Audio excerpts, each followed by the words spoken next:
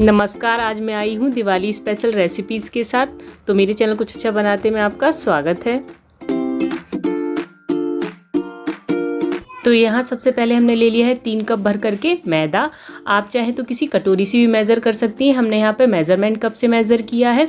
अब हम मिक्सी के जार में ले लेंगे आधी कप ये सूजी है और ये आधी कप ही चीनी ले ली है। अब दोनों को हम मिक्सी में चला करके एकदम से महीन बना लेंगे। चीनी भी पिस जाएगी और जो हमारी सूजी थी ना वो भी बारीक हो जाएगी। तो हम वो भी इसी मैदे के मिक्सचर में डाल देंगे और इसमें 5 से 6 चम्मच के करीब डाल देंगे हम घी। आप चाहें तो इसमें रिफाइंड भी डाल सकते हैं, ऑयल, लेकिन ये घी से बहुत अच्छा फ्लेवर आता है। फिर इसके बाद आप अगर इन्हें तलेंगे अगर ऑयल में भी, तब भी इनमें घी की खुशबू आएगी। इतना सा बस मोयन देने से।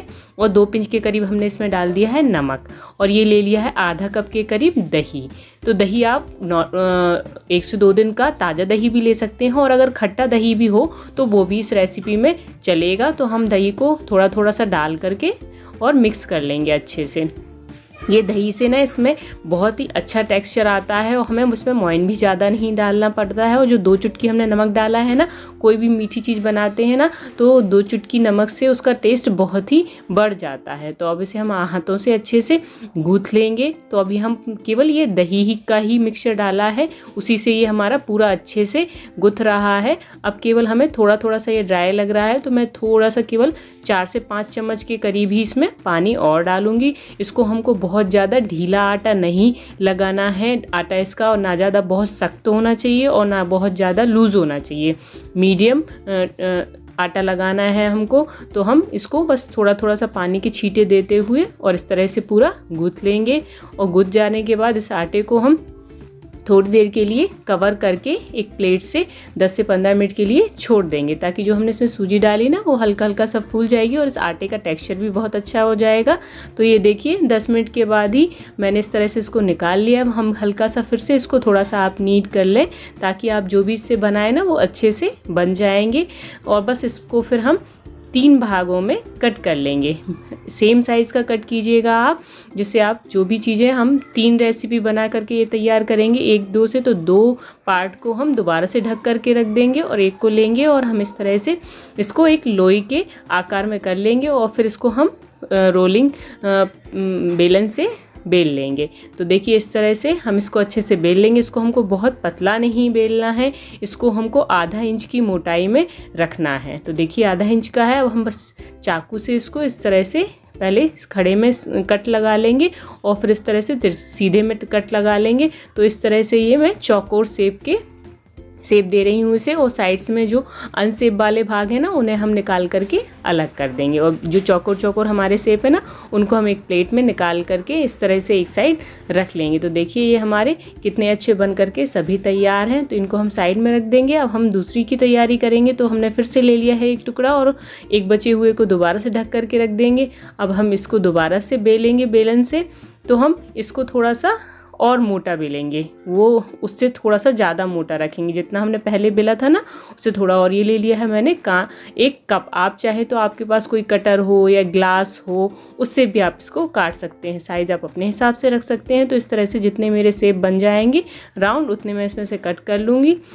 और कट करने के बाद फिर ये ले लिया है हमने ये नोज़ल से बीच में इस तरह से होल कर लेंगे। अगर आपके पास नोज़ल ना हो तो आप बेलन का जो पीछे का हिस्सा होता है ना उससे भी इस तरह से थोड़ा सा उसे अंदर डाल कर उसमें हल्के हल्के से छेद टाइप के कर सकते हैं, या आप कुछ छोटा सा ढक्कन ले उससे भी इस तरह से होल बना सकते हैं। तो देखिए ये भी हमारे इस तरह से बन करके तैयार हैं। तो ये उनसे थोड़े से वो जो हमने अपने राउंड शेप के बनाए थे ना उससे थोड़े से ये मोटे हैं। तो देखिए इसी तरह से हम इसके भी सारे बना करके तैयार कर लेंगे। तो जो हमारा वो मिक्सचर बचा था ना उसका भी हमने इसी तरह से बना करके तैयार कर लिए हैं। तो ये देखिए ये भी हमारे सारे तैयार हैं।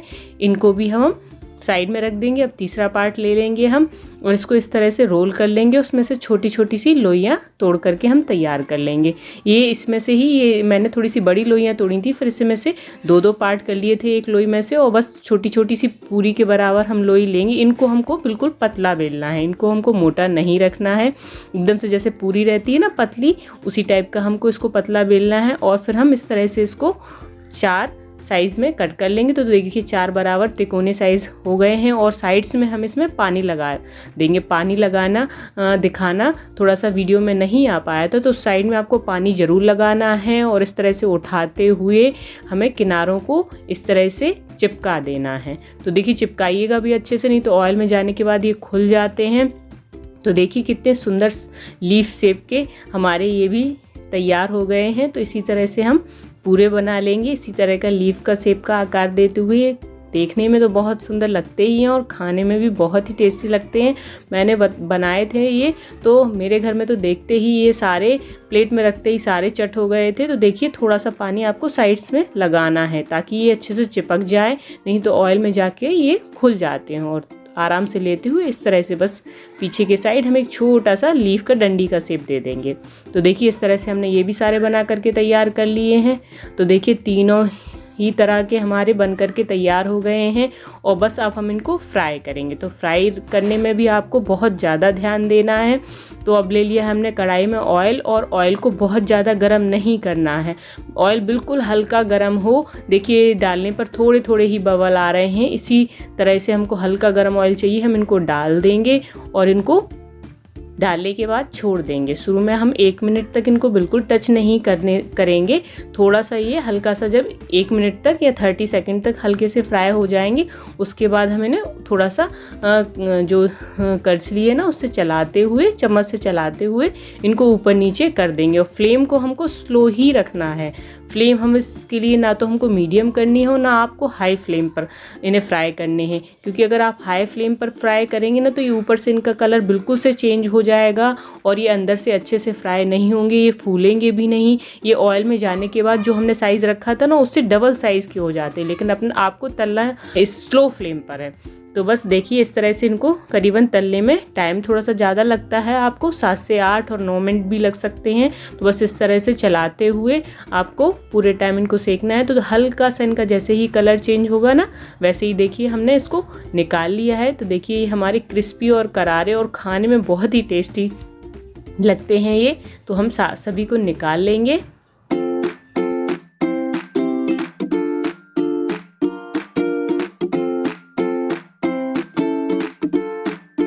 तो देखिए अब उसी ऑयल में हमने जो अपने सर्किल आकार के जो डोनट टाइप के हमने कट किए थे ना, वो भी हम डाल देंगे। फ्लेम को हमने कर दिया अभी बंद, क्योंकि ये कढ़ाई काफ़ी गर्म हो गई थी। इनके लिए हमें और भी स्लो फ्लेम चाहिए, मतलब ऑयल एकदम से बिल्कुल ठंडा होना चाहिए। शुरुआत में इनको डालते समय बिल्कुल हल्के हल्के से बबल आने चाहिए। तो मैंने फ्लेम अभी बंद रखी है। अब जाके मैंने दोबारा से, जब ये थोड़े थोड़े से ऊपर आ गए थे इस तरह से 2 मिनट के बाद करीबन, तो हमने फिर से फ्लेम को चालू कर दिया है।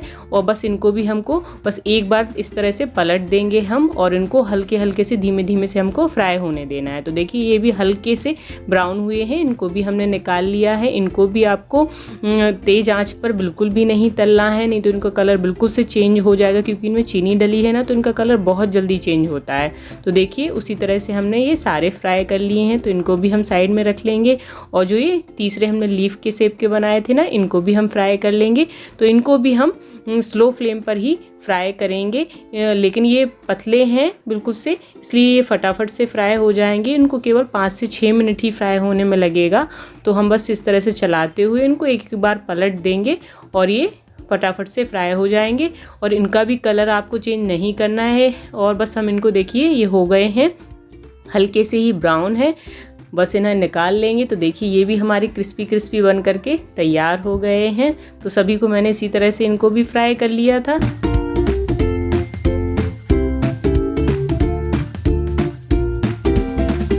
तो अब हमने ले लिया है यहाँ पर एक दूसरा पैन, और उसमें हम ले लेंगे पूरा 1 कप भर करके हमने ये चीनी ले ली है। उसमें आधा कप पानी डालेंगे हम, और बस हमें इसको चीनी के मेल्ट होने तक ही पकाना है, हमें इसे ज़्यादा नहीं पकाना है। बस केवल एक हल्का हल्का सा थोड़ा सा तार बनने लगेगा, उतना ही हमको इनको पकाना है। तो जैसे ही देखिए ये चीनी मेल्ट हुई है, चीनी मेल्ट होने के बाद मैंने इसको केवल 1 मिनट के लिए और पकाया था। तो देखिए इस तरह से इसमें एक तार बनने लगा है। बस अब हमने जो अपने डोनट आकार के बनाए थे ना, वो इसमें सारे डाल देंगे और 30 सेकंड के लिए हम इसे स्लो फ्लेम पर इस तरह से इधर उधर चलाते हुए पूरा चीनी से अच्छे से कोट कर लेंगे। ये खाने में दोस्तों इस तरह से बहुत ही टेस्टी लगते हैं। तो हमको इनको बहुत ज़्यादा 2 तार की चाशनी में कोट नहीं करना है, नहीं तो इन पे चीनी की परत चढ़ जाएगी, वो खाने में अच्छे नहीं लगते हैं। बस हमें इस पर शाइनिंग वाली जो चीनी की परत चढ़ानी होती है ना, बस वो उस तरह से चढ़ानी है। तो इस तरह से करने से एक हल्की सी परत आएगी और वो खाने में बहुत ही टेस्टी लगेंगे। तो बस हम थोड़ा सा 30 सेकंड के लिए करके और फ्लेम को कर देंगे बंद और सभी डोनट को अपने एक बटर पेपर पे निकाल लेंगे। और बटर पेपर पे निकालने के बाद थोड़ा सा मैंने इन्हें पिस्ताशियो से गार्निश कर दिया था ताकि ये देखने में और भी सुंदर लगे। ये बच्चों को ना बड़ों को दोनों को ही बहुत टेस्टी लगे थे। खाने में बनने के बाद तो सभी लोग बोल रहे थे कि ये बहुत ही टेस्टी बने हैं। तो आप एक बार ये बनाइएगा ज़रूर और इनको आप आराम से 6 से 7 दिन तक स्टोर करके रख सकते हैं। फ्रिज में रखेंगे तो आप और भी ज़्यादा दिन तक रख सकते हैं। और अगर आप ज़्यादा दिन तक रखना चाहते हैं, थोड़ी सी आप जो ये चाशनी बनाई थी ना हमने, थोड़ी सी आप इनको कड़क कर लें। चाशनी को 2 तार की चाशनी बना लें तो ये और भी ज़्यादा दिन आपके चल जाएंगे। अब देखिए जो दूसरे लिए थे ना हमने, जो खस्ते के शेप में बनाए थे चौकोर आकार के, उनको भी हम दोबारा से हमने फ्लेम को ऑन कर लिया है और इनको भी हम दोबारा से कोट कर लेंगे। अब हम हमारी चाशनी जो है वो पहले से थोड़ी सी गाढ़ी हो गई है, लेकिन इन पे भी हमारी एक शाइनिंग वाली परत ही आएगी चीनी की। तो ये भी खाने में बहुत ही टेस्टी लगे थे। तो इनको भी मैंने बटर पेपर पर निकाल के रख लिया था और फिर इन्हें हाथ से ही हमने अलग कर लिया था। तो देखिए तीनों तरह की हमारी रेसिपी बन करके तैयार है। तो दोस्तों अगर आपको मेरी ये रेसिपी पसंद आए तो प्लीज़ एक लाइक, शेयर और सब्सक्राइब ज़रूर कीजिएगा। और देखिए जो हमने अपने लीफ शेप के बनाए थे ना, उन पे थोड़ा सा पिसी हुई चीनी और उसी में मैंने थोड़ा सा इलायची पाउडर डाल करके उसको पीस लिया था, तो उसको डस्ट कर दिया है। तो ये खाने में बहुत ही टेस्टी और देखने में बहुत ही सुंदर लग रहे हैं। अब तो ये लीफ शेप के खस्ते और जो हमने ये चौकोर शेप के खस्ते बनाए थे ना, इनको आप पूरे 20 से 25 दिन तक एयर टाइट बॉक्स में भर करके रख सकते हैं स्टोर करके। और जो डोनट के शेप के बनाए हैं ना, इनको आप 10 से 12 दिन तक फ्रिज में स्टोर करके आराम से रख सकते हैं। तो ये रेसिपी बनाइए, लाइक, शेयर और सब्सक्राइब जरूर कीजिएगा। अब हम मिलेंगे अपनी अगली रेसिपी में, तब तक के लिए बाय।